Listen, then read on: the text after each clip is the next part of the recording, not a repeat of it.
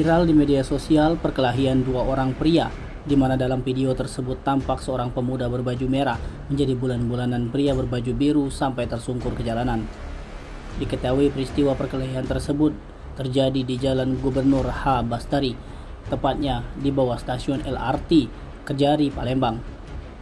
Pemuda berbaju merah yang dianiaya itu bernama M. Tegar, 19 tahun, warga Jalan Harapan, Kelurahan Silabranti, Kecamatan Jakabaring, Palembang. Hal itu terungkap setelah Oktarina selaku ayah korban didampingi korban mendatangi SPKT Polrestabes Palembang untuk membuat laporan polisi. Menurut keterangan Oktarina, akibat penganiayaan tersebut adiknya mengalami luka di dekat mata, lengan kanan dan lebam di punggung. Kejadian awal bermula ketika adiknya menyenggol tangan anak pelaku sehingga bapaknya langsung menganiaya adiknya.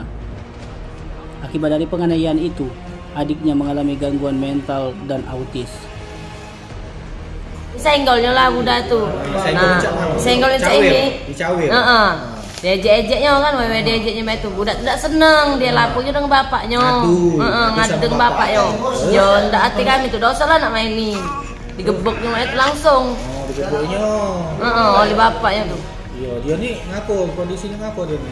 Kondisinya autis. Autis ya. Memang agak itu. Agak ini. Agak autis.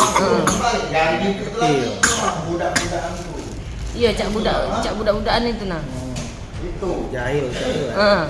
Cuman kalau di video itu kan dia katanya ngeboi anaknya, benar tidak? Tidak kate, dia tuh cuma disenggol, aman dia ngebuk, pasti luka budak itu. Nah ini dijingok, tidak kate nih anak. Ibu pacak tahu kejadian itu dari mana? Dari wong aku nih. Wong, siapa wong? Tak tahu wongnya. Wongnya. Ngapa? Ngadu ke ibu apa? Ke rumah apa? Tidak dong, aku tidak langsung ngebuk dia nih an. Oh, langsung ngebuk ini ya? Tahu dari mana? Dia dewe yang lapor. Oh, ngadu. Ini siapa nyo? Adek kandung. Luka di mana be ada itu?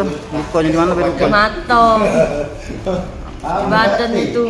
Luka galau ya? Kenal lah kita dengan yang ngebuk itu? Kenal balik belakang tulang. Oh, balik belakang tuh lah. Kenal. Masih tetangga kamu? Tidak tahu aku namanya. Masih tetangga tapi masih deket? Masih sekampung lah. Oh, sekampung. Tim Liputan Sumsel Update TV melaporkan.